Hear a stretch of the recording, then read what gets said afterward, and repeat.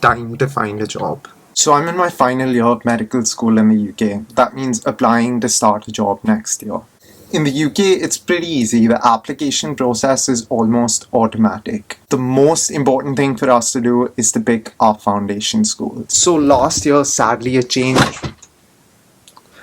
was made to the application process, due to which it's not merit-based anymore. It's random. So basically a computer is going to decide where I end up for the next 2 years, which I'm not too gassed about, but it's alright, what can you do? But yeah, basically I have to rank the 18 foundation schools across the UK. But first I need to find out a bit more about them.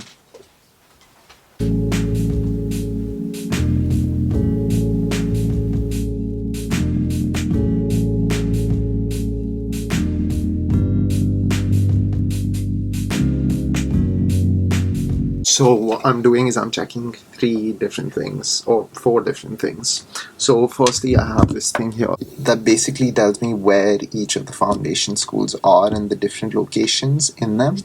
Then I have this thing which shows the happiness ratings for each foundation school. Then a bit of a map to get an idea of where each foundation school is. And then I'm looking at Google Maps and how far they are from places I want to get to. So basically proximity to London is one thing that I care about. 2 is the satisfaction of trainees that have trained at these different hospitals and in these different regions. 3, where these regions are in general and what the area is like and whether I'll be able to enjoy life over there.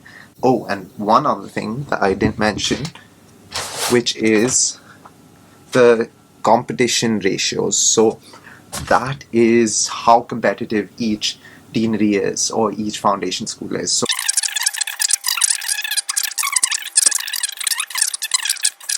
But basically, number 1 has to be the one you want most, regardless of the competition ratio, because if you do get a good ballot number, then you will get it. Number 2, 3, 4, 5, 6, 7 have to be smart choices that have a competition ratio of less than 1 and are less competitive, but you'd still be sort of happy with.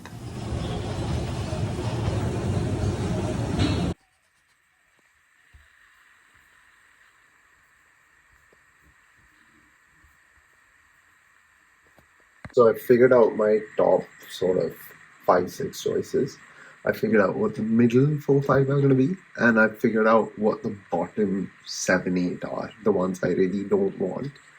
Now it's just about figuring out the exact rank of each thing within those individual sections. So it's late now, we're going to do that tomorrow, and hopefully by tomorrow evening we'll have a finalized list.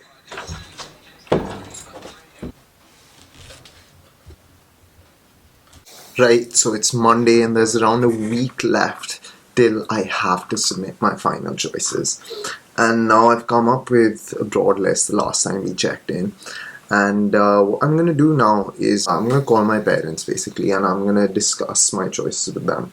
Because I just like to do that. I like to bounce it off of them. I like them to sort of sense check what I'm saying. They played such a big role in where I am till now. So I think it's fair enough that they have a good say in major life decisions, and this is really a major life decision, so let's do that. Hi Kaka. Hi. Where are you? I'm at home.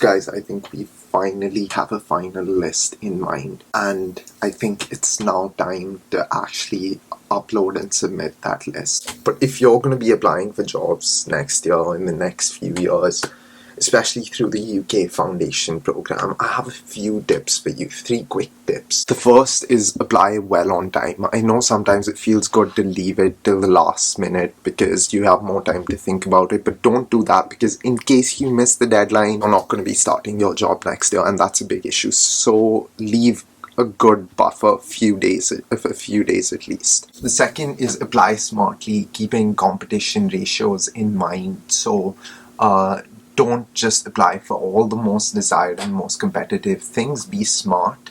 Pick your choices wisely based on the probability of you getting them, since it's all computer generated and random and it's not based on your merit. And then start early, take your time.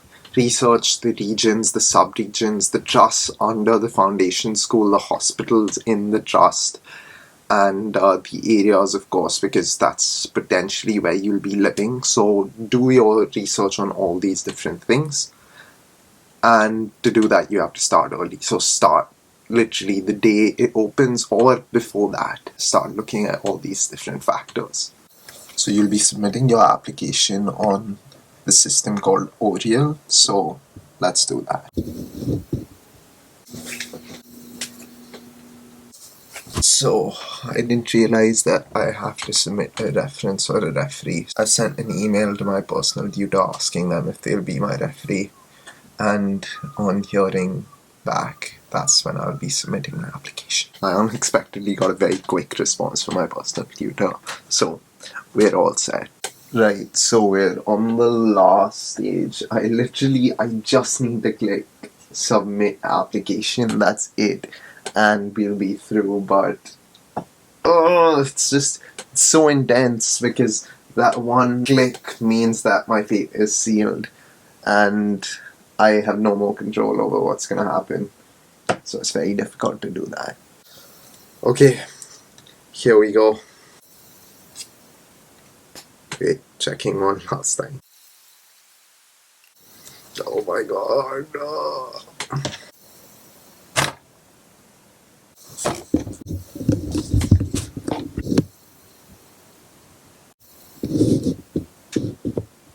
It's done. So that's that. I'm gonna find out in March what my allocation is and whether I got what I wanted or not. If you want to find out whether I was successful in my endeavor or how things go, then consider subscribing to join me on my journey through medical school, my journey to becoming a doctor, and yeah, just my life as a student studying abroad in London.